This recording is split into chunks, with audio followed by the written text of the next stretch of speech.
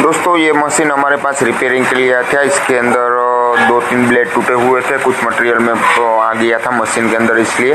और ये ग्रीन पट्टी कटिंग करने के लिए कटर मशीन है, तो इसको हमने ब्लेड भी यहाँ पे न्यू लगा के और इसका ग्राइंडिंग सर्विस कंप्लीट करके वापस से फिटिंग कर दिया है। अब देखते हैं इसका कटिंग क्वालिटी कैसा निकलता है। तो यहाँ पे देख सकते हैं इसका कटिंग क्वालिटी भी एकदम से बारीकी चिप्स निकल रहा है और बहुत अच्छी तरह से ये कटिंग दे रहा है। तो इसी के साथ हमारे पास ये जो कस्टमर है उसके एक साथ 2 मशीन आए थे। तो वह हमारा दूसरा मशीन है, उसके अंदर भी थोड़ा बहुत तो प्रॉब्लम आ रहा है और सही से कटिंग नहीं दे रहा है, तो आप उसे भी ठीक कर दीजिए। तो उसके अंदर भी हमने ग्राइंडिंग सर्विस कर दिया है, वो भी मैं अभी आपको दिखाता हूँ। तो ये देख सकते हैं, ये मशीन की भी कटिंग क्वालिटी आप देख सकते हैं दोस्तों। चलो भाई, हाँ तो ठीक है, ये मशीन भी यहाँ पे कंप्लीट होके हमारे पास